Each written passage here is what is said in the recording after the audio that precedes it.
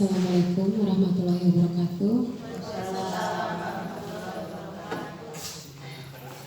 Selamat siang, saya ucapkan yang terhormat Ibu Kepala Sekolah SLBC KB Kabupaten Garut dan juga yang terhormat Ibu Bapak hebat kali ini.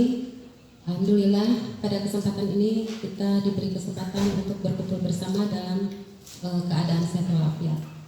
Puji serta syukur kita panjatkan kepada Allah Subhanahu wa Ta'ala bahwasanya kita masih diberi kesempatan secara lahir dan batin untuk mengikuti kegiatan atau program yang akan kita laksanakan pada hari ini. Salawat serta salam mari kita limpah curahkan kepada Nabi besar kita, Nabi Muhammad SAW. Ibu Bapak hebat yang terhormat, pada kesempatan hari ini adalah hari yang sangat berbahagia di mana kita akan melaksanakan secara langsung kegiatan yang akan diberikan oleh Bapak Iman Gunawan SPD, di mana beliau pada kesempatan hari ini akan melaksanakan praktik baiknya mengimplementasikan segitiga restitusi dalam pembelajaran, di mana Ibu Bapak ketahui bahwasanya Pak Iman ini merupakan CGP angkatan yang ke-8. Untuk itu mari kita dengarkan secara baik-baik. Beliau akan memberikan secara langsung apa yang akan digambarkan pada kita hari ini. Untuk itu mari kita berikan waktu, persilakan.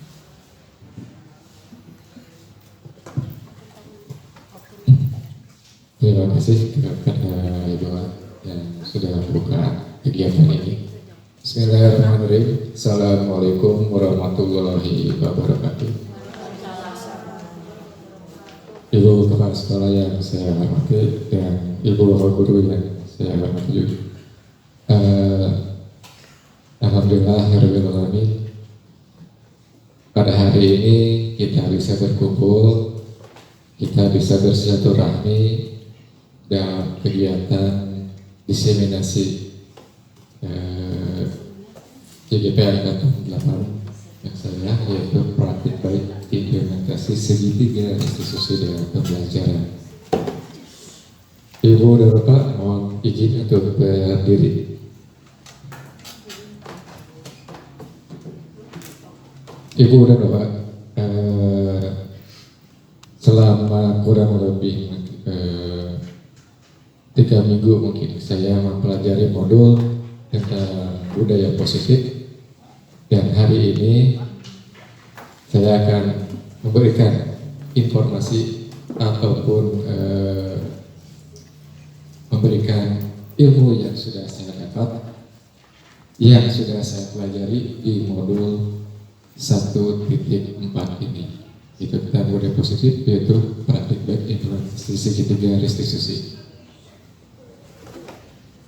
Sebelum ke materi, saya akan bertanya kepada Ibu semua, apakah Ibu dan Bapak setuju atau tidak setuju?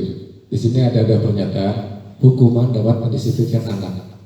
Nah, pernyataan yang pertama, pemberian hukuman dengan hal positif seperti membaca atau membersihkan halaman sekolah dapat meningkatkan disiplin. Pernyataan yang kedua, memberi penghargaan dapat meningkatkan motivasi belajar anak. Menurut Ibu dan Bapak, dari dua pernyataan tersebut, yang mana yang setuju dan mana yang tidak setuju? Yang setuju yang B. Memberi penghargaan dapat meningkatkan hasil belajar anak. Itu menurut Ibu dan Bapak. Coba kita lihat, apakah jawaban Ibu dan Bapak itu benar atau salah? Jawabannya adalah salah.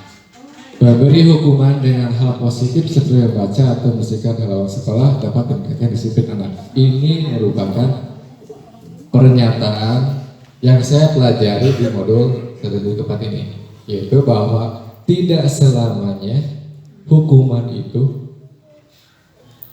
negatif dan tidak selamanya penghargaan itu positif. Selanjutnya, coba sekarang berpasang-pasangan kiri kanan. Ambil secari kertas masing-masing. Coba.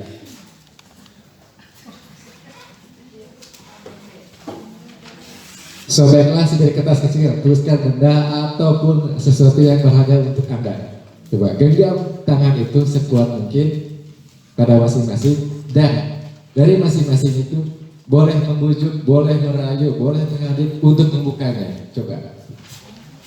Silakan. Coba berpasang. Sobek kertas, secari kertas, tuliskan sesuatu dari kiri kanan kita, ibu bapak. Jangan ada mengetahui apa yang ibu tulis. Menulis, tulis.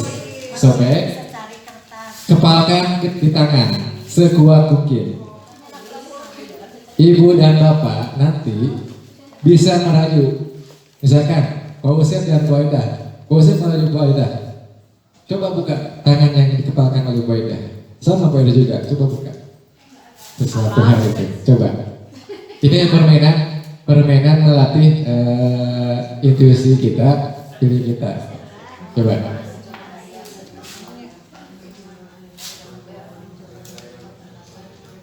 So, pahami pertanyaannya.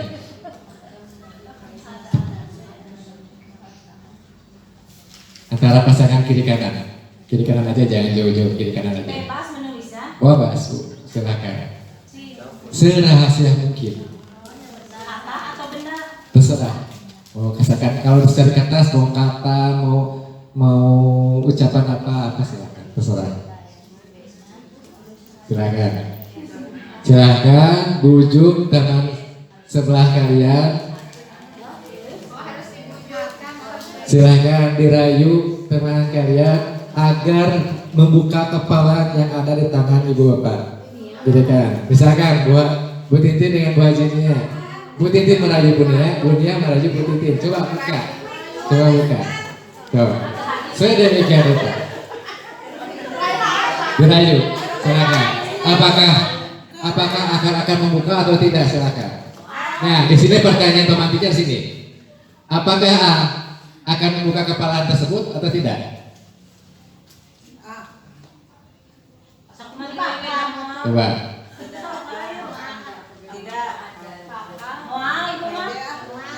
Apa alasannya? Silakan. Coba ungkapkan alasannya.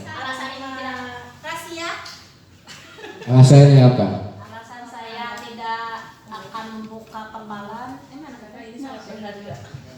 Mana? Ini? Nah, sini. Apakah Anda atau membuka kepala tangan Anda? Mengapa? Apa alasan Anda membuka kepala tangan Anda? Kalau Tidak membuka kepalan. Tidak membuka kepala. Walaupun bagaimanapun nilainya, saya tidak akan membuka kepalan ini karena saya tahu orang di samping saya seperti apa. Siap. Ya.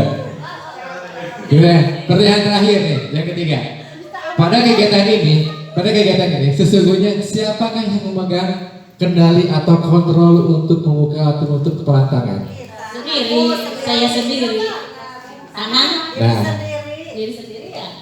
Nah, itulah bahwa kontrol itu adalah ada pada diri kita sendiri. Sama halnya dengan murid. Kita memberikan materi kepada murid, memberikan perintah kepada murid, sedangkan murid sendiri tidak mau. Berarti kontrol itu ada di murid, bukan di guru. Ibaratnya ini, ilusinya seperti ini.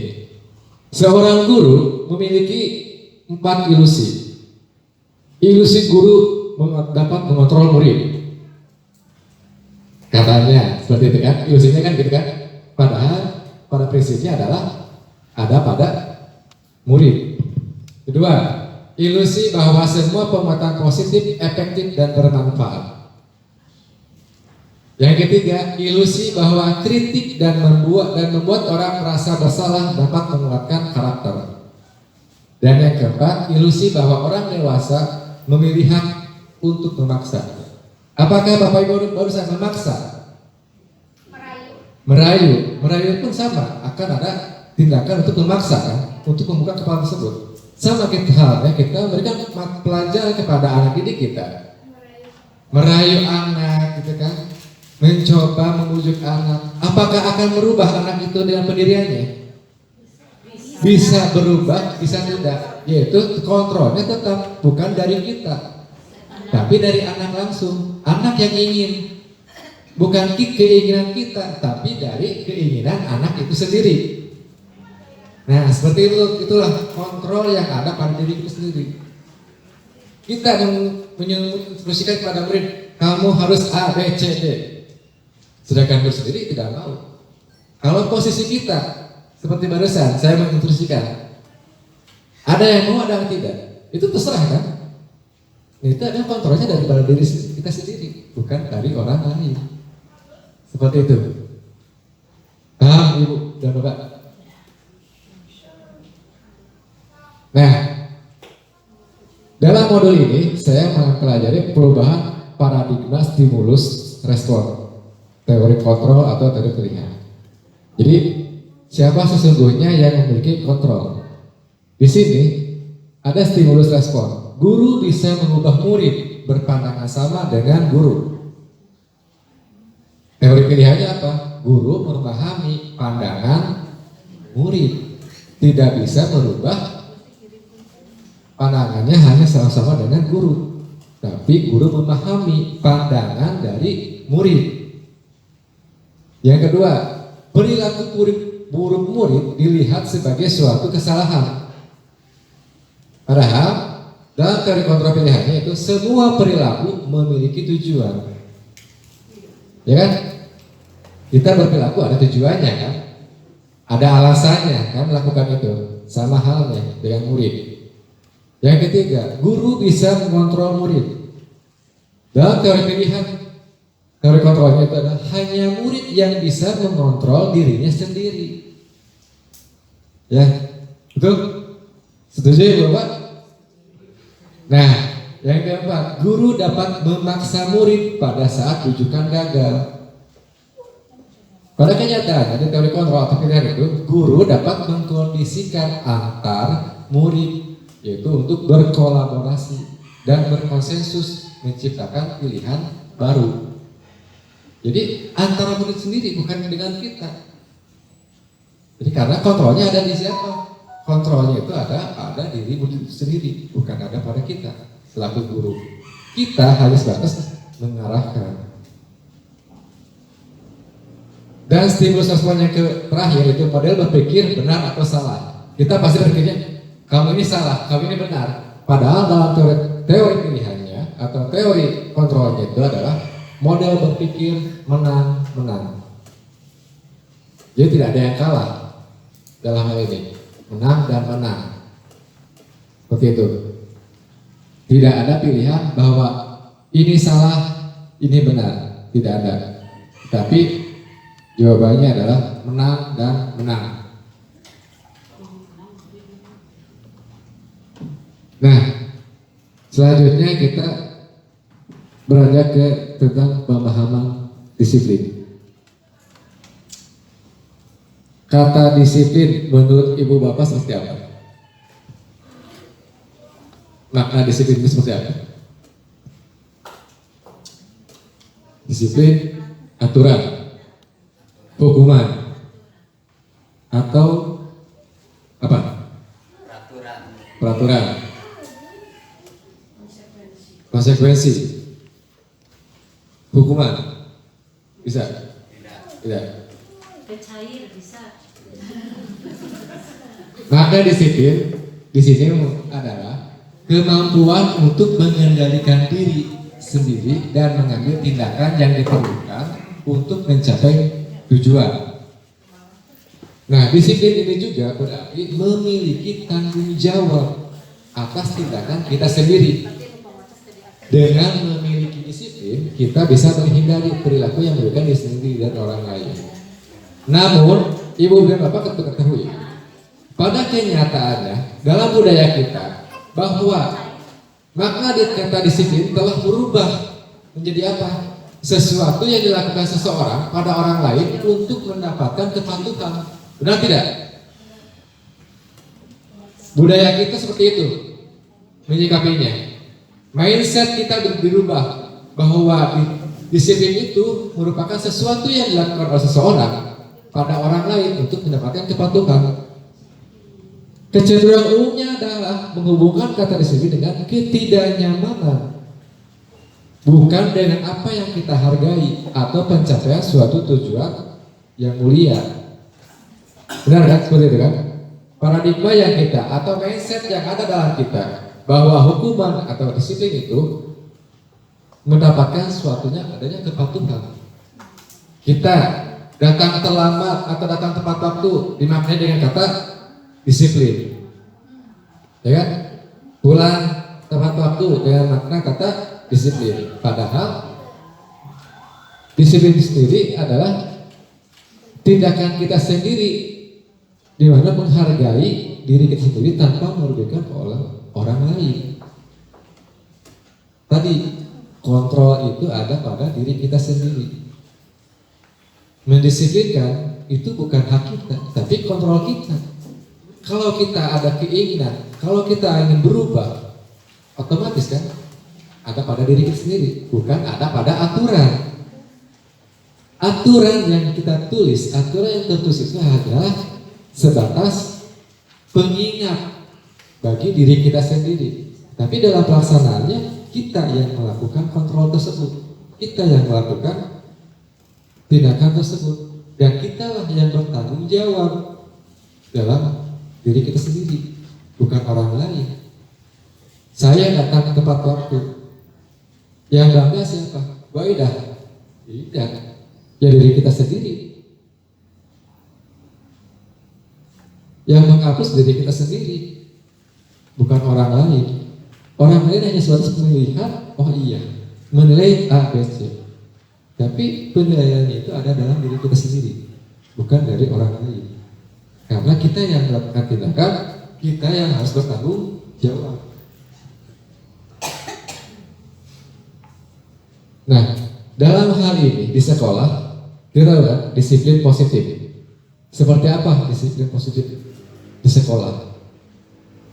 Nah, dalam maknanya bahwa karakter seseorang dalam bentuk sikap dan tingkah laku yang terbentuk dari kesadaran dalam diri internalisasi, bertanggung jawab terhadap apa yang mereka lakukan dengan berdasarkan pada nilai-nilai kebajikan universal seperti jujur, bersyukur, lurus hati, berprinsip, integritas, kasih sayang, rajin, komitmen, percaya diri, mandiri, dan lain sebagainya. Ini jujur, bersyukur ini adalah nilai kebajikan universal, ya kan? Budaya positif di sekolah kita tentunya kan ada nilai-nilai kebajikan seperti adanya jujur, bersyukur, lurus hati, prinsip. Ini adalah hasil observasi atau telahan diri kita sendiri kan. Kita yang menyimpulkan. Dalam aturan tertuang tentu saja sebatas globalnya, tidak dicantumkan apa sih nilai-nilai kebajikan universalnya. Seperti apa? Ya kan?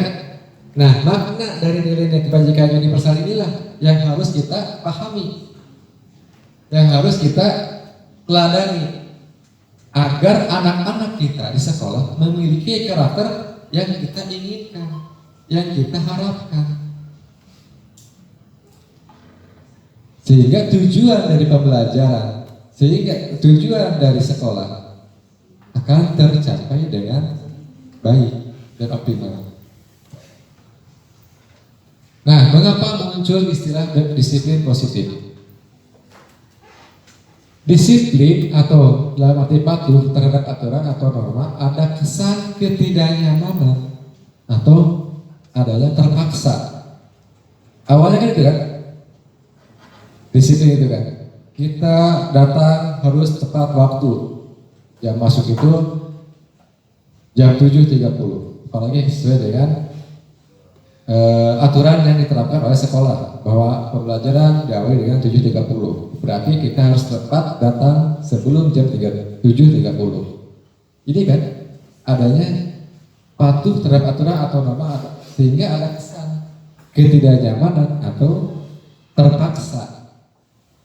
Ya. Makanya disiplin itu seharusnya terbentuk karena motivasi intrinsik, atau motivasi yang ada dalam diri kita sendiri yang telah terinternalisasi atau berkarakter. Ketika karakter kita sudah ditanamkan disiplin, itu akan melekat pada diri kita. Tapi berbeda lagi kepada anak didik kita. Kalau tidak ditanamkan tentang karakter, datang kita harus tepat waktu, datang harus jam 7.30, memakai seragam putih merah, putih biru, putih abu. Ketika karakter itu tidak diterapkan, apakah akan berhasil? Karena tidak akan ada motivasi intrinsik. Nah, dengan disiplin seharusnya terbentuk karena motivasi intrinsik yang telah terdeteksi intrinsik di sini. Ya, Ibu Bapak. Nah, nilai-nilai kebajikan universal. Kita hidup dalam dunia yang penuh dengan perbedaan, baik itu perbedaan agama, budaya, suku, latar belakang, sosial. Namun, meskipun kita berbeda-beda, ada satu hal yang kita memiliki kesamaan sebagai manusia, yaitu nilai-nilai kebajikan universal. Nilai-nilai kebajikan universal itu adalah prinsip-prinsip moral yang diakui oleh hampir semua agama dan budaya seluruh dunia. Nilai-nilai ini meliputi kemanusiaan, keadilan, kesetaraan, toleransi, dan kerjasama. Dengan mempraktikkan nilai-nilai ini kita dapat menciptakan masyarakat yang harmonis dan damai. Di sini ada pendapat oleh Diane Gosen tahun 98. Beliau berpendapat bahwa mengaitkan nilai-nilai kebajikan yang diyakini, seseorang maka motivasi intrinsiknya akan terbangun, sehingga menggerakkan motivasi dari dalam untuk dapat mencapai tujuan mulia yang diinginkan. Nah, dia negosiasi dapat seperti itu. Salah halnya kan, di dalam nilai-nilai kebajikan intrinsik ini, di dalam sekolah, apalagi kita menggunakan profil Pancasila, menggunakan IKF sekarang. Di sini ada tentang kebinekaan global, bergotong royong, kreatifnya, bernalar putus mandiri, beriman berkuasa. Ini adalah dimensi dari pelajaran profil Pancasila. Dari profil inilah nilai-nilai kebajikan akan muncul, akan bisa dikembangkan, sehingga kita akan bisa mencapai satu tujuan yang ingin kita harapkan. Nah, jawabannya di sini ada nilai kebajikan universal.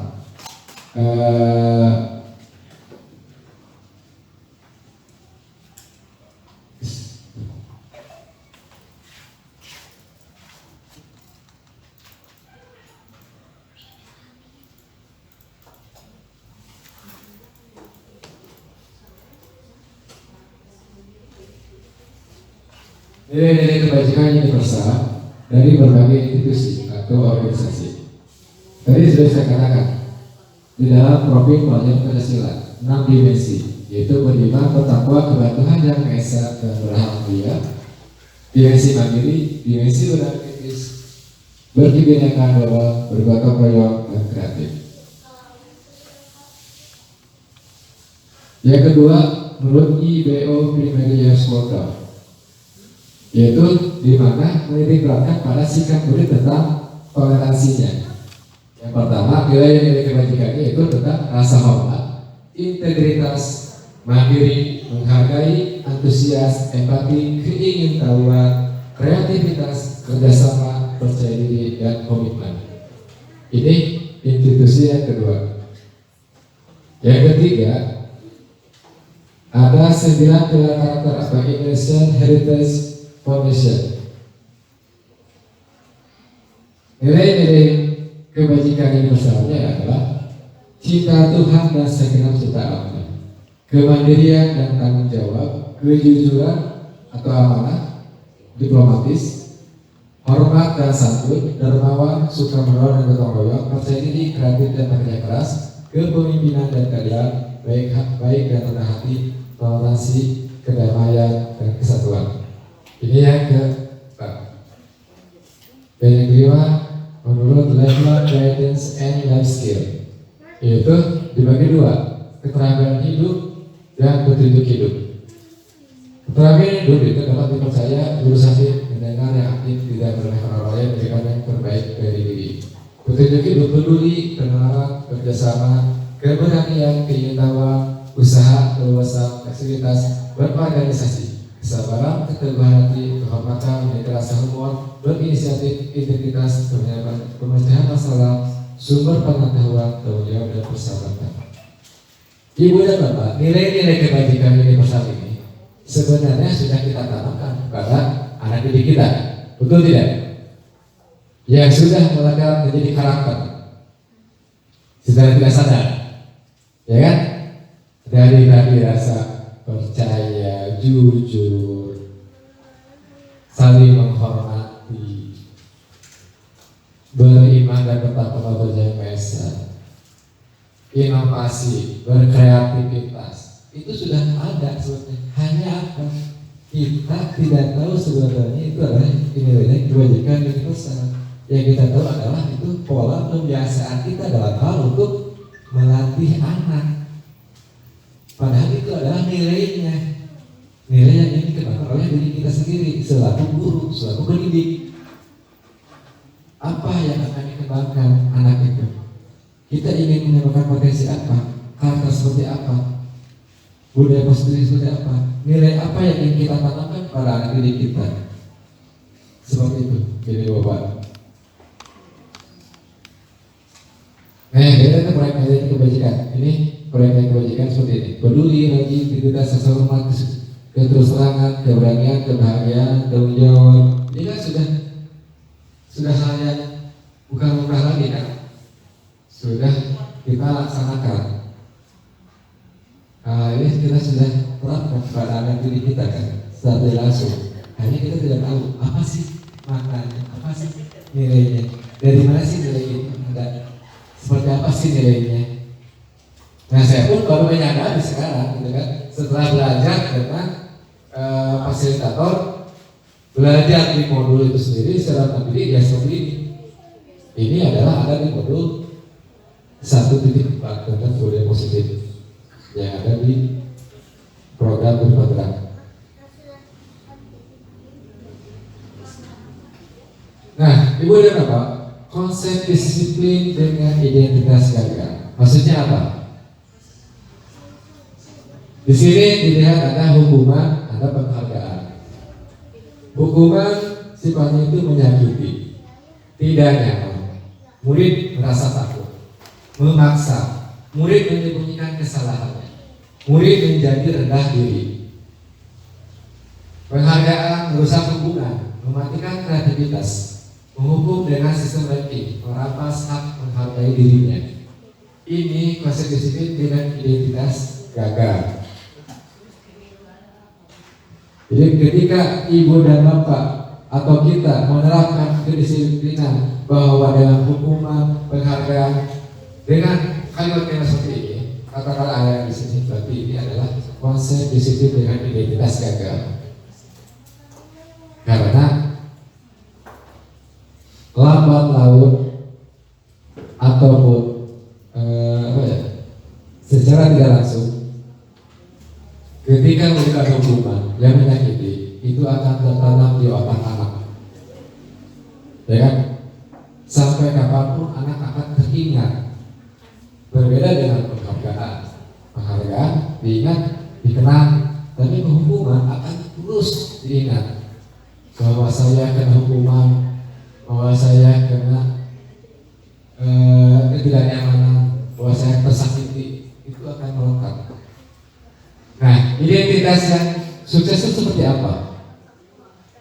Nah, ada konsekuensi, ada restitusi. Kalau yang gagal tadi adalah hukuman dan penghargaan.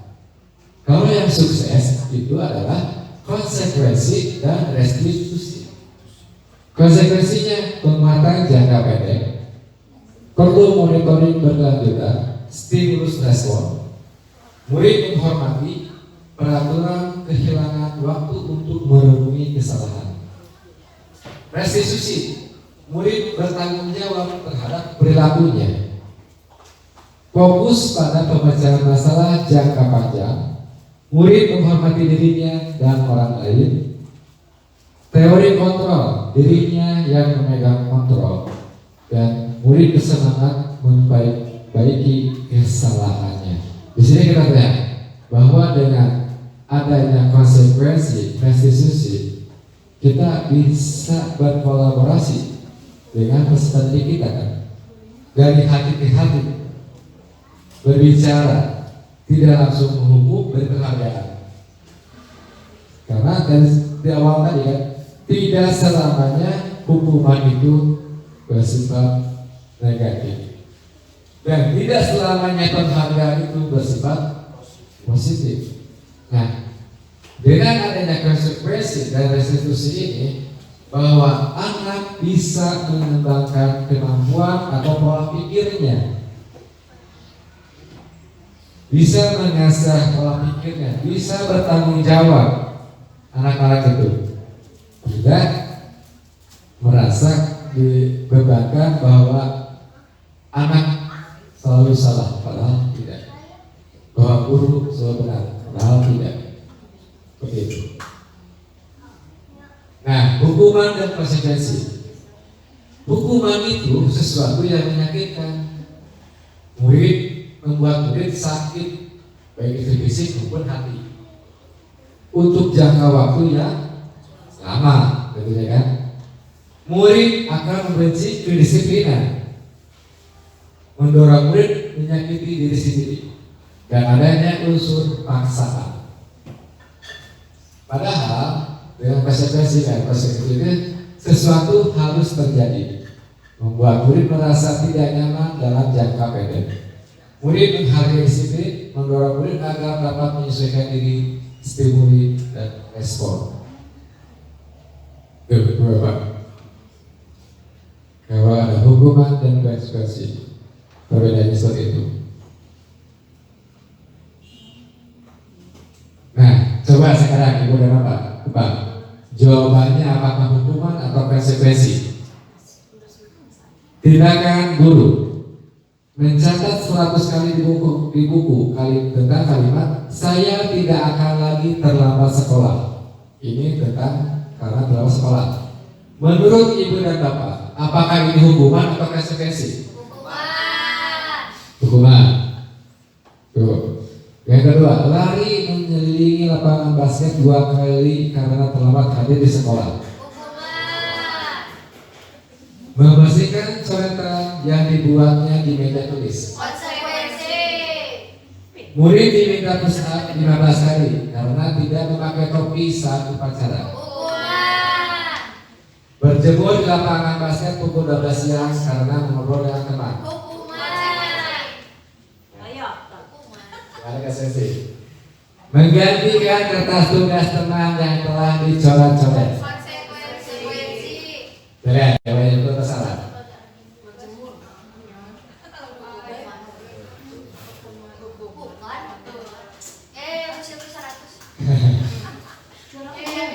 Nah, itu adalah perbedaannya.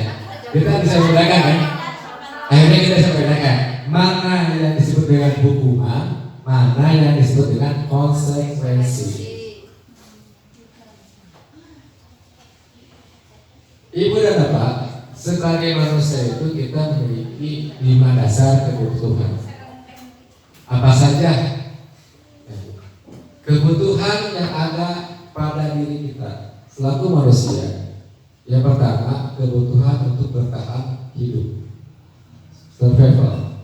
Yang kedua, kasih sayang dan rasa terima, love and belonging. Yang ketiga, kebebasan, freedom. Kesenangan, fun, dan yang terakhir adalah penguasaan, power. Betul tidak? Ini adalah kebutuhan dasar kita sebagai manusia. Pastinya kan kita ini bertahan hidup kan? Butuh kan bertahan hidup. Kita butuh kasih sayang dan rasa terima kan? Kita butuh kebebasan. Ya kan? Kita butuh kesenangan. Kita butuh penguasaan. Ya, butuh kan? Semua ini adalah 5 kebutuhan dasar yang ada pada manusia. Kan? Bertahan hidup,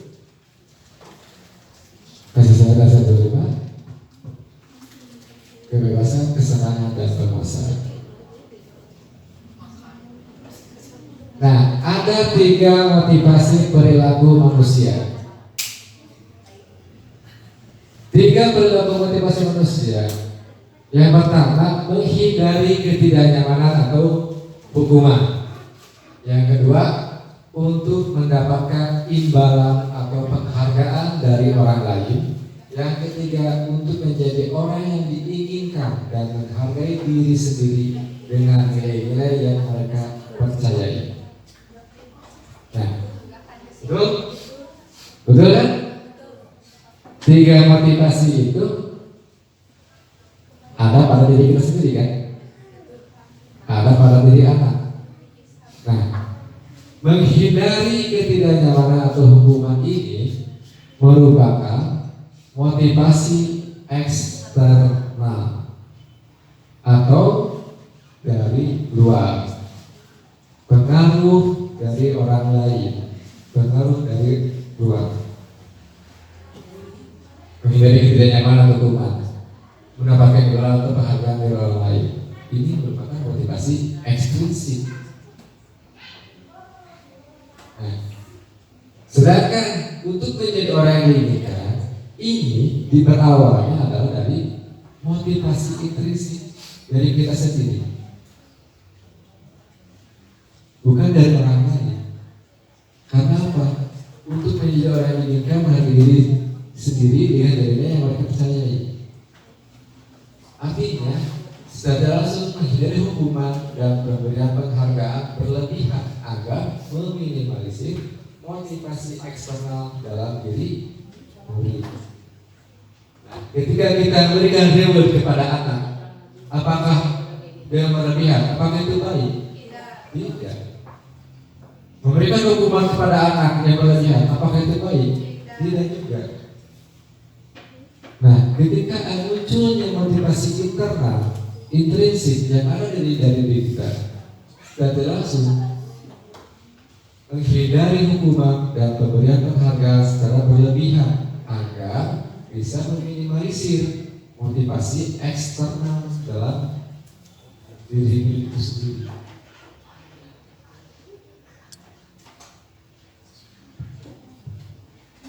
Ibu dan Bapak, ada kurang lebih ada 5 posisi kontrol guru terhadap murid. Coba perhatikan. Guru sebagai penghukum, guru sebagai pembuat murid merasa bersalah. 3, guru sebagai teman. Keempat sebagai pemantau, dan kelima guru sebagai manajer. Sebagai penghukum, posisi di sini guru selalu memberikan hukuman, ya, seperti ini misalkan, karena kamu datang terlambat, Bapak hukum, tidak boleh masuk kelas. Ya, sebagai pembuat murid bersalah, kamu kan sudah tahu jam berapa sih masuk sekolah itu. Ini kan menyalahkan murid ya. Nah, kalau sebagai teman, Bapak juga pernah kok mengalami hal seperti ini. Tidak ada yang sempurna kok, tidak ada yang harus disesalkan. Ini sebagai teman, sebagai pemantau, karena kamu sudah tahu kan peraturan sekolah seperti apa. Bahasa seperti itu kan. Tapi kalau sebagai manajer, kamu tahu apa konsekuensinya ketika kamu datang terlambat. Apa yang sudah disepakati kita di dalam kelas kita. Terus apa yang akan kamu lakukan ketika kamu mendapatkan masalah atau datang terlambat ke sekolah. Jadi si anak itu diajak dialog, diajak untuk berkomunikasi, tidak langsung untuk menghukum. Seperti itu. Jadi kita harus pandai mengontrol bagaimana posisi kita di kelas, bagaimana posisi kita di sekolah. Mau seperti apa kita memberikan hukuman itu, mengontrol itu? Apakah kita mau sebagai penghukum, atau kita mau sebagai pembuat merasa bersalah, atau kita sebagai teman, atau sebagai pemantau, atau sebagai manajer?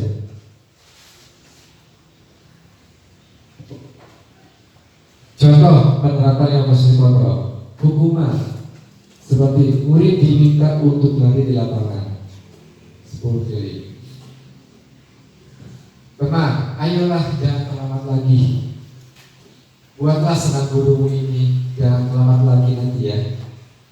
Ini bahasa ini, kalimat-kalimat seperti ini. Nah, di restitusi saudara, apakah kamu tahu kesalahanmu? Kira-kira bagaimana kamu akan memperbaiki masalah ini? Pembuat rasa bersalah. Guru memberitahu sudah berapa kali kamu terlambat, begitu parahnya kamu. Nah, restitusi ini sebagai teman juga. Posisi sebagai teman. Pemantau, karena kamu tadi terlambat 10 menit. Nanti waktu jam istirahatmu dipotong 10 menit untuk memahami penjelasan yang sama yang saya jelaskan sebelum pertama. Begitu.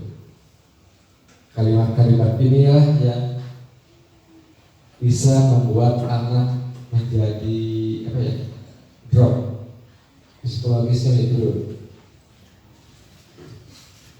Nah, posisi kontrol seorang guru harus seperti apa? Sebagai seorang manajer.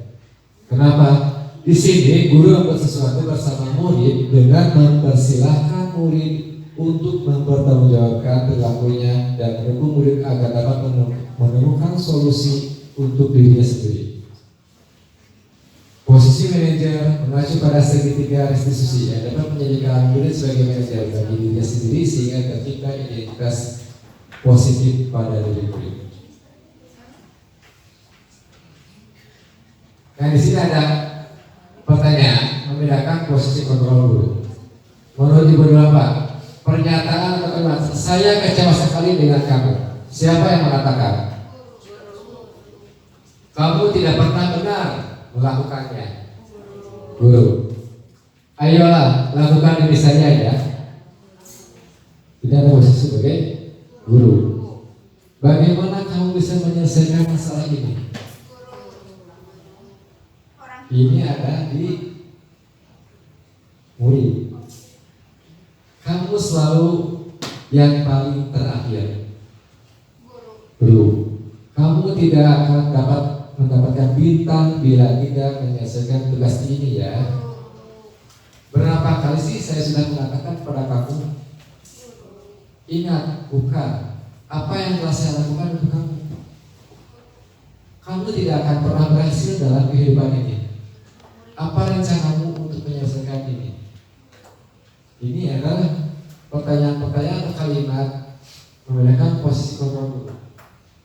Ada sebagai kontrol sebagai penghukum, sebagai teman, ada sebagai pemantau, ada sebagai seorang merasa bersalah, murid merasa bersalah, dan ada sebagai manajer. Ini bagaimana aku bisa menyelesaikan masalah ini sebagai posisi sebagai manajer. Apa rencanamu untuk menyelesaikan masalah ini adalah sebagai manajer. Begitu. Ada ini posisi yang mengatakan adalah guru.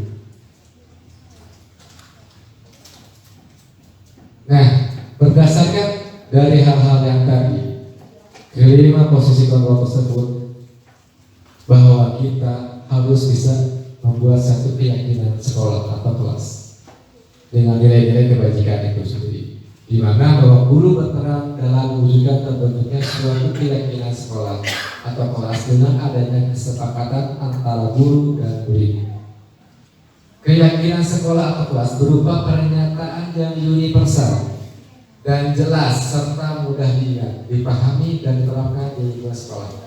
Pernyataan keyakinan kelas senantiasa dibuat dalam bentuk positif. Nah, jadi dari kelima kontrol tersebut, dari posisi kontrol seorang guru, kita harus bisa membuat suatu keyakinan sekolah atau keyakinan kelas untuk murid kita sendiri. Mengapa keyakinan kelas bukan peraturan kelas? Mengapa kita memiliki peraturan tentang penggunaan helm pada saat mengendarai kendaraan roda 2 atau sepeda motor? Untuk apa? Untuk keselamatan.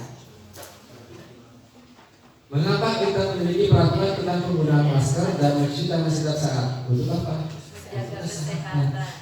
Nah ini keyakinan kelas bahwa anak dibuka mindset anak itu bahwa aturan tentu seperti ini A, B, C, D. Tapi keyakinan kelas ada konsekuensi seperti apa? Untuk apa? Dan bagaimana? Nah, Ibu dan Bapak dalam menentukan atau merumuskan keyakinan kelas. Hal yang pertama, keyakinan kelas dibuat dengan pernyataan yang universal, sesuai kondisi kelas agar mudah diterapkan. Menggunakan kalimat positif agar mudah diingat 5-7 rumusan. Melibatkan semua warga kelas.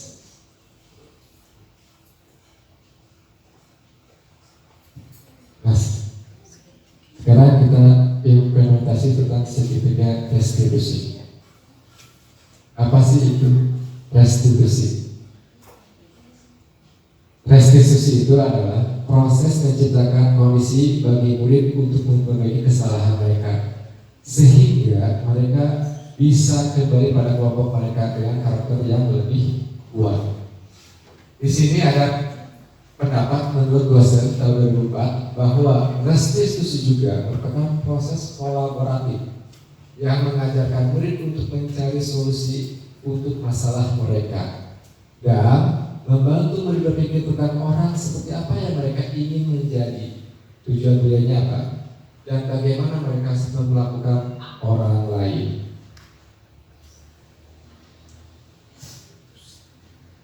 Ciri-cirinya apa? Satu, bukan untuk menembus kesalahan, namun untuk belajar dari kesalahan. Dua, memperbaiki hubungan. Hubungan siapa? Hubungan antara guru dengan murid. Tiga, tawaran, bukan paksaan. Kita menawarkan kepada anak, tidak memaksa bahwa harus seperti ini, tidak. Empat, restitusi menuntut untuk melihat ke dalam diri. Yang kelima, restitusi menjadi kebutuhan dasar yang berdasar tindakan. Yang keenam, restitusi diri adalah cara yang paling baik. 7. Restitusi fokus pada karakter bukan tindakan. 8. Restitusi fokus pada solusi. 9. Restitusi mengabaikan murid yang berbuat salah pada kelompoknya. Jadi restitusi itu bukan menghadik anak, tapi bagaimana mencari solusinya, tapi bagaimana membuat anak itu merasa nyaman kembali. Nah, segitiga restitusi ini dibagi 3 tahapan. Tahap yang pertama yaitu menstabilkan identitas. Setiap orang pasti pernah melakukan kesalahan. Pernyataannya seperti ini, contohnya, kamu bukan satu-satunya yang pernah melakukan ini. Ini untuk menstabilkan identitas. Tahapan yang pertama. Tahapan yang kedua yaitu validasi tindakan yang salah. Pertanyaannya, contohnya, kamu tentunya punya alasan mengapa melakukan itu. Adakah cara yang lebih efektif untuk mendapatkan apa yang kamu butuhkan? Nah, tahap yang ketiga adalah menanyakan keyakinan. Keyakinan atas apa yang telah kita sepakati. Kamu ingin menjadi orang seperti apa? Nah, dengan tahapan-tahapan segitiga restitusi ini, ketika anak memiliki masalah, ketika anak memiliki kesalahan, dengan menggunakan tahapan segitiga restitusi ini, anak tidak akan merasa bersalah. Karena apa? Yang pertama, tindakannya itu menstabilkan dulu identitas anak itu sendiri. Yang kedua, validasi tindakan yang salah. Yang ketiga, menanyakan keyakinannya seperti apa. Segitiga restitusi dalam menyelesaikan masalah. Tentunya kita memiliki masalah pada anak-anak kan. Bagaimana sih dalam hal menyelesaikannya? Posisi seorang guru ada pada manajer. Dengan menggunakan segitiga restitusi ini melalui 3 tahap, itu menstabilkan identitas, validasi tindakan yang salah, dan menjaga keyakinan. Tujuannya untuk apa? Untuk menghasilkan murid yang bertanggung jawab dan mandiri. Ini penerapan kemarin saya melakukan demonstrasi seksual, melakukan video terhadap 2 kasus. Kasus yang pertama yaitu Rehan yang datang terlambat kan, benar kan? Datang terlambat ke sekolah sehingga pembelajaran atau materi yang dari guru sudah ketinggalan. Dan tapi mereka persennya kan menurun persediaan jadi seperti apa? Ini video seperti ini.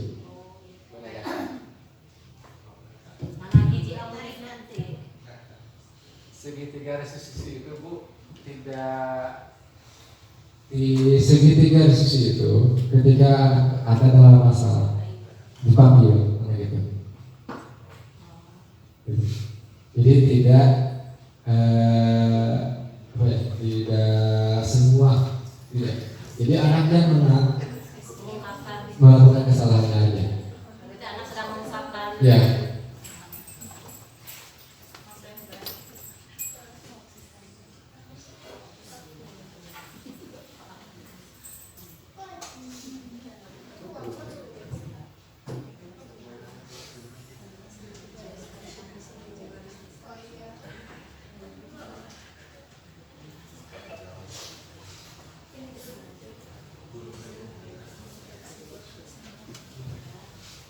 Di sini saya menanyakan kepada anak-anak Rehan ini bahwa Rehan tahu apa yang kesalahan Rehan, ya, tahu, yaitu datang terlambat. Rehan tahu jam berapa masuk sekolah itu, tahu Pak, jam 8, jam 7.30. Nah, saya bertanya lagi pada Rehan, apa yang akan kamu lakukan ketika masalah ini terjadi? Apa yang akan Rehan lakukan? Dan Rehan mengungkapkan, saya tidak akan datang terlambat lagi. Bila seperti konsekuensinya. Nah, ketika kamu datang terlambat, apa yang konsekuensi apa yang harus kamu lakukan? Saya akan mencatat materi yang terlambat tersebut sehingga saya tidak akan istirahat. Rehan seperti itu mengungkapkannya. Nah, sama halnya dengan kasus yang ini sini saya melakukan penerapan segitiga restitusi, menanyakan, melakukan tahapan-tahapan di 3 tahap itu sendiri. Tahapan menstabilkan identitas, validasi kesalahan, dan yang ketiga keyakinan, menanyakan keyakinan pada Rehan. Nah, sini juga sama kasusnya, mencoba untuk kasus ada 2 kasus seperti itu. Jadi pilih-pilih kasusnya seperti itu. Videonya dikirimkan hasil video. Ini Bu, video ini sudah masuk ke LMS. Masuk penilaian. Ini sudah dimasukkan ke nilainya. Sudah.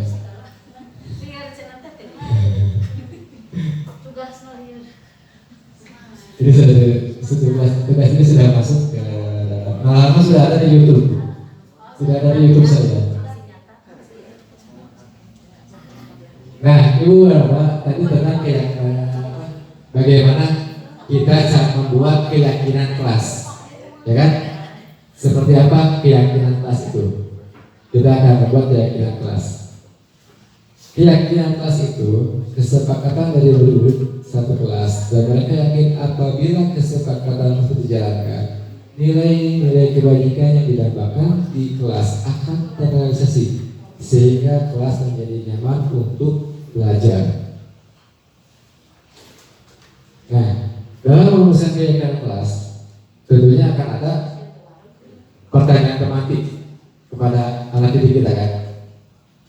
Bagaimana suasana kelas yang kalian inginkan?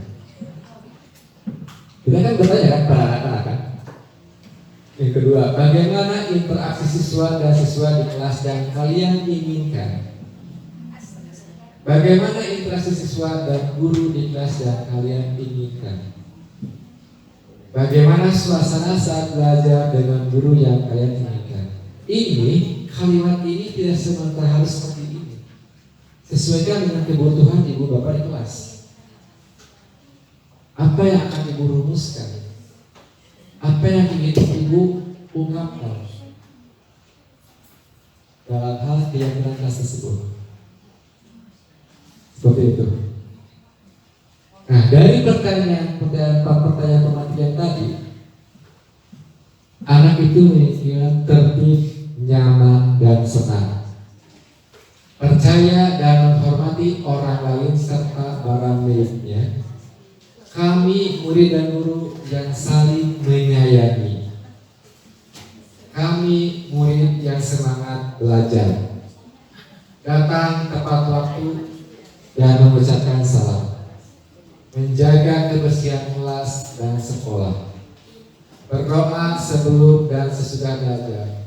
Kami murid yang peduli dengan teman-teman. Ini adalah keyakinan kelasnya. Kalimatnya seperti ini. Ini bukan peraturan kan, bukan peraturan kelas, tapi keyakinan kelas. Beda kan? Kalau peraturan kan, kamu harus datang tepat waktu. Jam istirahat pukul sekian. Jam pulang pukul sekian. Kamu belajar di kelas tidak boleh makan sambil belajar. Tidak boleh tidur sambil belajar. Ya kan? Itu kan aturan. Aturan yang dibuat oleh guru kelas atau kesepakatan kelas. Tapi kalau keyakinan kelas bahwa keinginan murid itu seperti apa? Ketika anak datang terlambat, tidak tepat waktu, kan ada. Kamu sudah tahu kan apa yang telah kamu sepakati, yaitu datang tepat waktu. Ya kan? Kamu sudah tahu kan bahwa di kelas itu tidak boleh membuang sampah. Apa kamu kan sudah tahu apa yang sudah kita sepakati, yaitu menjaga kebersihan kelas dan sekolah.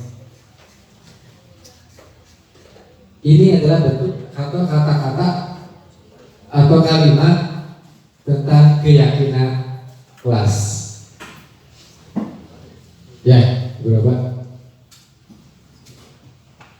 Mungkin itu beberapa yang dapat saya sampaikan sebagai bahan renungan buat kita juga, sebagai bahan informasi buat ibu dan bapak juga, bahwa hasil telaahan saya di modul 1 saya sudah melakukan menyelesaikannya, dan ini adalah diseminasi satu modul, meskipun masih banyak materi yang belum saya sampaikan. Ini hanya satu submodul. Ini hanya satu submodul, bukan satu modul. Bukan satu modul. Ini hanya satu modul, yaitu tentang budaya positif. Nah, untuk modul yang submodul 1.1 tentang filosofi pendidikan IHJ Dewantara. Yang kedua, nilai dan peran guru. Di modul 1.2, di modul 1.3 itu adalah visi guru penggeraknya, dan di modul 1.4 yaitu tentang budaya positif. Ini hanya satu submodul. Dan video yang tadi itu adalah modul 1 demonstrasinya, penerapannya. Mungkin itu Ibu dan Bapak yang dapat saya sampaikan. Terima kasih atas perhatiannya. Apabila ada pertanyaan atau masukan, kami persilakan. Silakan.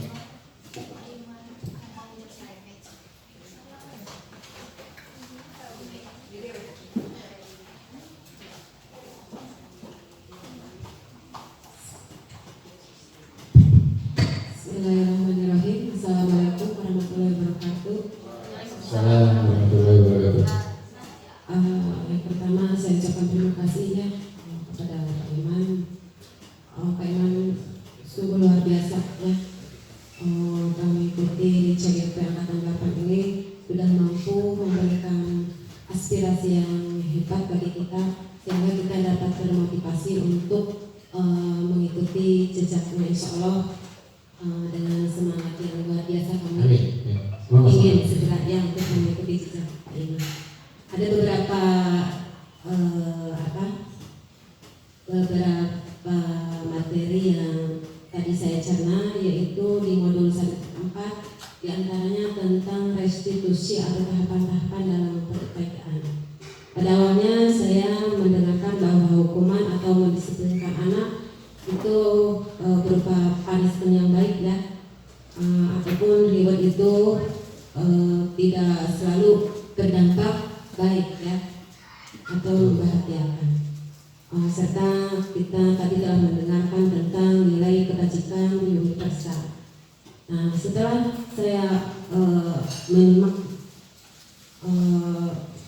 agak dalam tentang konsep disiplin dengan identitas gagal. Nah, di sini perlu kita ketahui bahwasanya kita sebagai praktisi pendidikan mungkin ya, guru-guru yang hebat, guru profesional, berkaitan dengan kita menghadapi anak berkebutuhan khusus tentunya dengan berbagai macam persoalan ataupun perilaku yang menyimpang ataupun tidak normatif. Nah, berkaitan dengan itu, ada kalanya bullying fisik atau verbal bagi seorang guru merupakan tindakan agresif secara personal. Itu perlu kita garis bawahi. Nah, dampaknya setelah guru tersebut memberikan suatu tindakan, nah itu akan terlihat sekali bagi seorang siswa sehingga mereka akan merasa rusak secara hubungan sosial, sulit mempercayai orang lain dalam jangka panjang. Nah, kita harus senantiasa mewaspadai bagaimana tindakan atau konsekuensinya bagi seorang guru yang melakukan indisipliner ya. Indisipliner artinya telah melakukan hal-hal di luar normatif seorang guru. Nah, ada kalanya kita terus terang, kami pun di sini menyadari bahwasanya kita selalu berhadapan dengan anak-anak yang di luar batas wajar mengenai perilaku-perilaku. Terus terang kami pun menyadari tahapan-tahapan ego kita terhadap anak itu terkadang tidak sempurna ya. Ketika kita tidak mood pun ada kalanya kita ingin memperlakukan hal di luar kewajaran kita, ada kalanya kita tidak sabar. Nah, bagaimana tindakan atau konsekuensi seperti itu? Adakah pemerintah dengan sendirinya ataupun pemangku kebijakan di atas kita memberdayakan kita? Apakah ada pembinaan secara khusus? Karena notabene kalau seorang murid itu seolah-olah kita adalah sebagai konselornya. Nah, kita pun sebagai guru, siapa yang mewadahi bidang garapan seperti ini? Mungkin seperti itu. Terima kasih. Assalamualaikum warahmatullahi wabarakatuh. Assalamualaikum warahmatullahi wabarakatuh. Terima kasih buat sekaligus sampeannya, masukannya dan pertanyaan yang bagus sekali. Bahwa di sini dari berdasarkan pertanyaan buat tadi itu, kita kembali lagi pada kontrol diri kita, ya kan? Kontrol diri kita seperti apa? Sini kan 5 posisi kontrol dulu itu seperti apa? Apa yang kita inginkan, apa yang kita harapkan? Apakah kita itu sebagai penghukum, sebagai pemberi bersalah, sebagai teman, sebagai pemantau, sebagai manajer? Nah, di sini tentunya kita mendidik anak-anak berkebutuhan khusus. Yang notabene tadi kata doa pasti akan bersentuhan baik itu secara fisik maupun secara verbal. Nah, setelah saya mempelajari seperti model seperti ini, bahwa tidak selamanya hukuman itu dengan fisik, dengan verbal. Anak-anak itu pun sama dengan kita. Ajak komunikasi, ajak obrol dengan kita. Meskipun ada yang nyambung, dan gak nyambung kalau kita ada komunikasi. Memang dengan seperti apa juga, dengan kebiasaan dari diri kita selaku kontrol kita, selaku manajer kita. Posisikan kita sebagai manajer, posisikan kita sebagai orang tuanya, posisikan kita sebagai pengontrol, baik itu hal-hal positif maupun negatif. Tapi di sini dalam penerapannya kita kontrol sebagai seorang manajer. Dengan seperti apa? Ya itu tadi.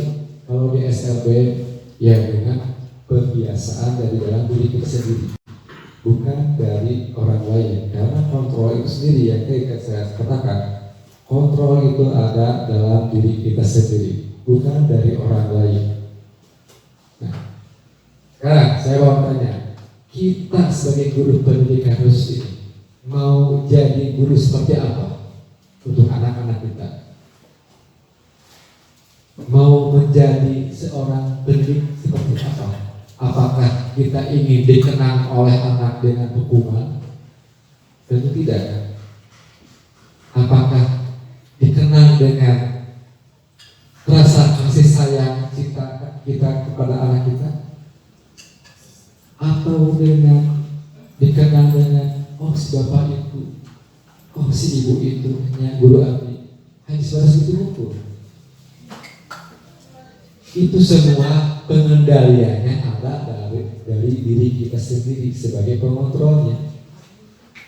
Kalau mindset kita tidak dirubah ke anak-anak hukum, baik itu hukum fisik atau verbal, anak akan mengingatnya dengan durasi waktu yang lama. Tentunya kan diingat bahwa si guru A mah galak, si guru B mah bager. Dengan bahasa-bahasa seperti itu kan diingat terus oleh anak. Contohnya kita bertanya kepada alumni-alumni yang telah lulus di kita, ketemu dia menyapa, oh iya ibu, aku tuh ingat ketika ibu memberikan saya uang jajan, ketika ibu memberi saya hukuman, saya dipukul. Itu kan diingat. Makanya kita sebagai pendidik atau kita sebagai guru ingin menjadi guru seperti apa bagi anak didik kita. Tentunya itu semua adalah adanya dikontrol pada diri kita sendiri, bukan oleh orang lain, tapi dari diri kita sendiri. Kita yang bertindak, ya kita yang bertanggung jawab. Betul tidak Ibu? Seperti itu. Nah, dalam hal penguatan di kementerian ataupun di dinas memang tidak ada hal untuk menguatkan tindakan seperti disipliner atau seperti apa. Tetapi tindakan-tindakan itu solusinya ada pada diri kita sendiri selaku pendidik, selaku pengontrol. Kalau kontrol kita mau dilakukan, ya itu dampaknya seperti itu. Mungkin itu buat yang dapat.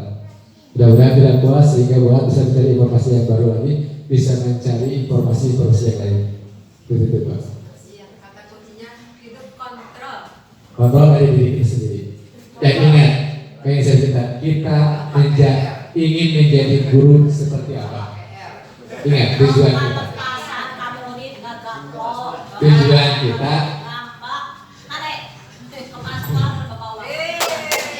Tujuan kita adalah untuk mendidik.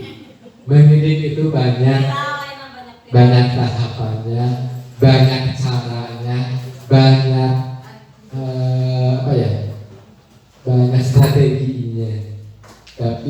ini ada pada diri kita sendiri. Mau seperti apa kita? Apakah guru ingin dikenang menjadi guru yang baik atau yang buruk? Itu pilihan-pilihan itu ada pada diri kita sendiri, bukan ada di kepala sekolah, bukan ada di teman kita, tidak. Tapi Pak ada Iman, diri kita sendiri. kalaupun memang bukan kepala sekolah, tapi kalaupun itu kejadian yang misalkan di sekolah tersebut ada guru tersebut melakukan tindakan kekerasan, pasti kepala sekolah yang pertama menjadi sasaran baik dari luar ataupun dari atasan sendiri. Jadi mudah-mudahan kalau di EKB sih nggak ada, saya percaya. Amin. Nah, kenapa itu seperti itu? Karena kekerasan yang kita ilmu masih tidak memungkiri ya untuk kita rasa kesal ke anak itu pasti ada. Kenapa seperti itu? Karena kita ada di satu lembaga. Lembaga itu tentunya akan ada satu pimpinan. Nah, pimpinan itulah yang menanggung jawab kita semua. Ya kan?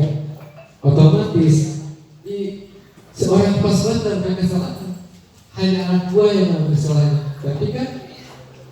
Tapi kan kita ibasnya adalah kepala sekolah. Saya yang melakukan kesalahan, ibasnya bukan kepala sekolah saja, satu sekolah kena ibas, ya kan? Makanya kontrol itu ada pada diri sendiri. Kita mau jadi guru seperti apa? Kuncinya ada di siapa? Ada pada diri kita sendiri. Itu mungkin ya.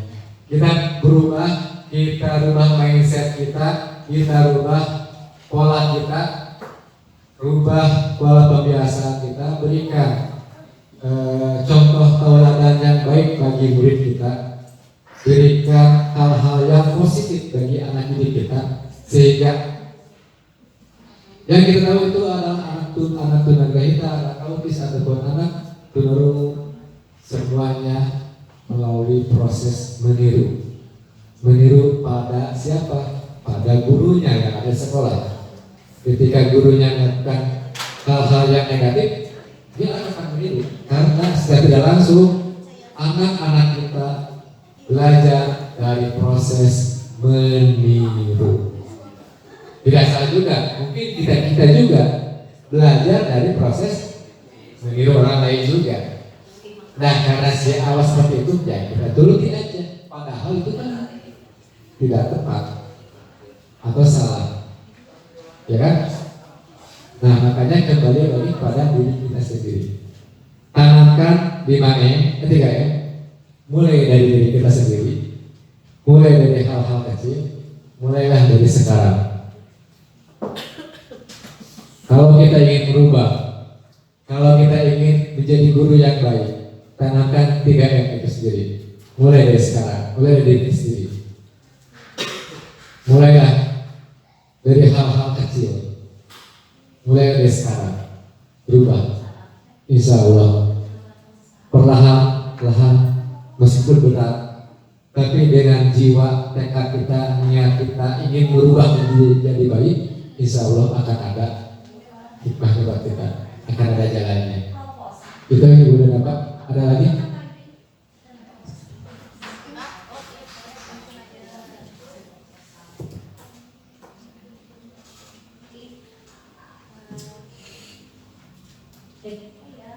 Bismillahirrahmanirrahim. Terima kasih Pak Iman telah memberikan kesempatan untuk bertanya. Kembali ke yang paling awal tadi kan ada model berpikir guru.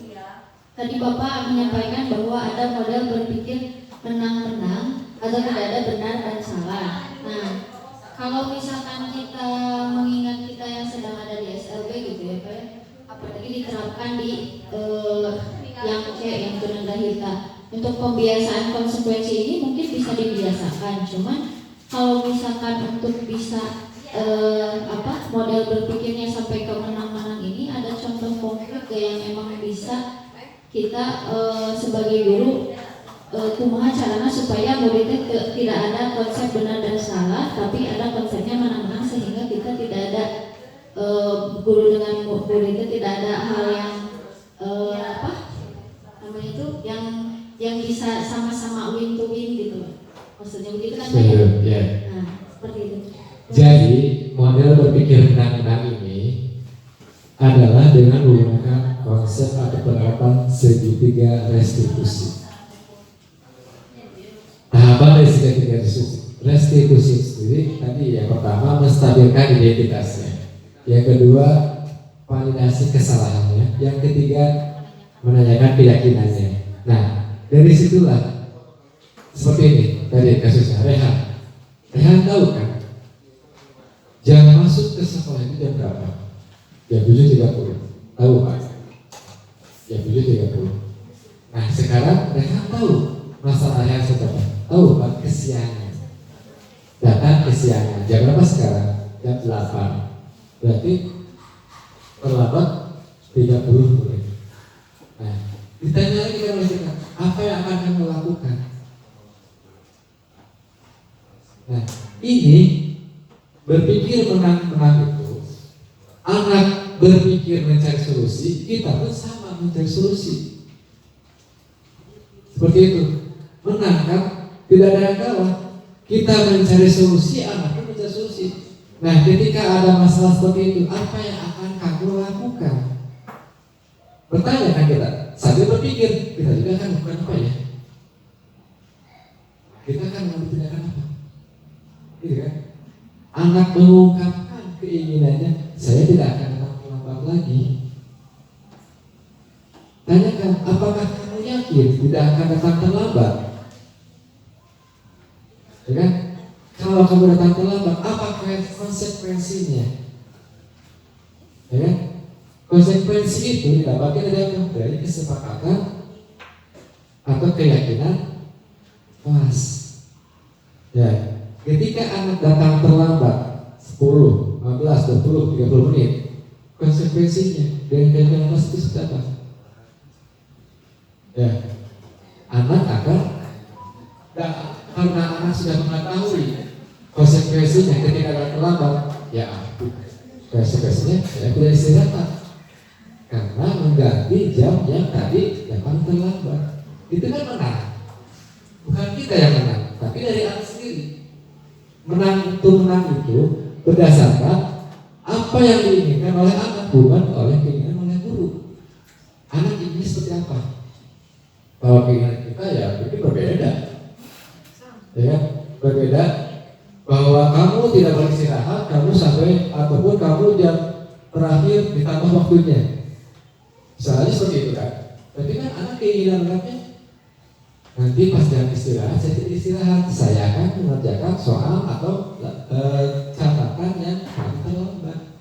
Itu kan konsekuensinya berdasarkan keyakinan kelas yang sudah disepakati.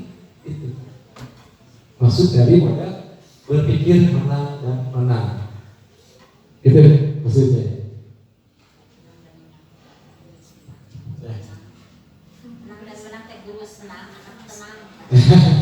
Bisa jadi guru senang, anak tenang.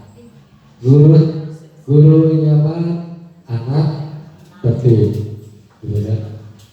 Itu berdasarkan semuanya itu kembalikan kepada keyakinan. Apa yang akan kita buat, keyakinan akan kita sepakati bersama.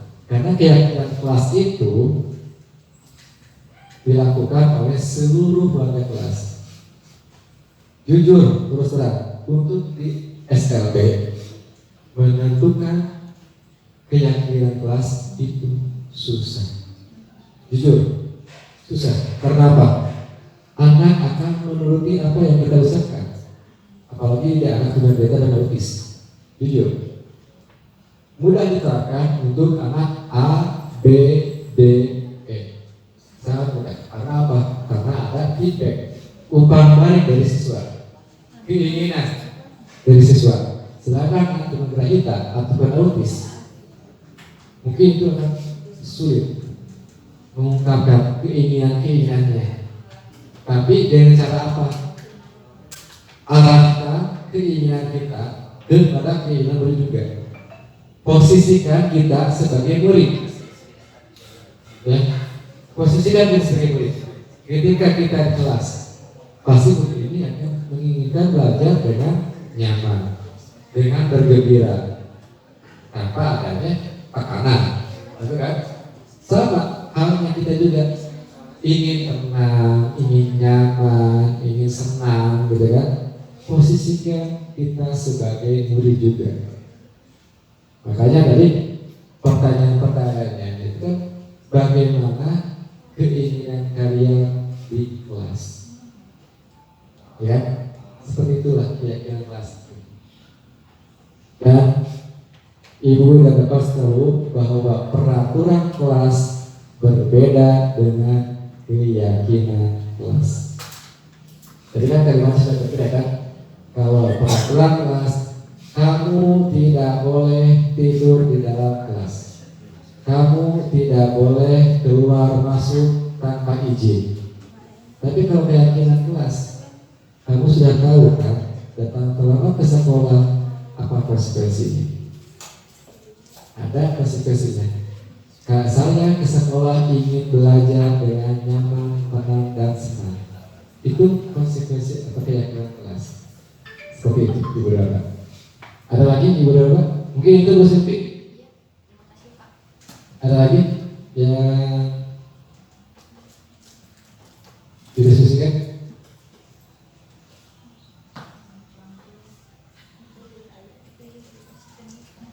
Apabila tidak ada, mungkin dicukupkan sekian. Terima kasih atas perhatiannya dari Bapak Guru semua. Kita semangat untuk belajar lagi. Kita tanamkan yang B yang pertama, belajar dan belajar. Karena belajar adalah sepanjang hayat, tidak ada batasan kecuali kita meninggal. B yang kedua, yaitu berkarya.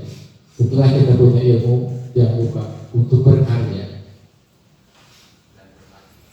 B yang ketiga adalah berbagi. Karya yang kami bagikanlah kepada ibu bapak semua.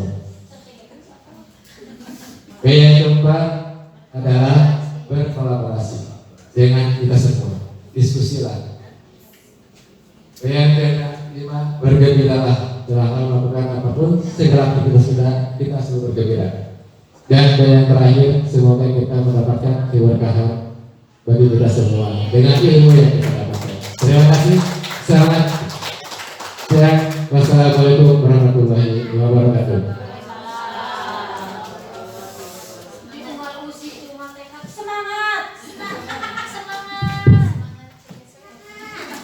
Pak Iman tersebut untuk diaplikasikan terhadap peserta didik kita sendiri. Mungkin itu ya Pak Iman ya. Rupanya kegiatan hari ini cukup sudah. Mari kita akhiri dengan bacaan hamdalah. Alhamdulillah.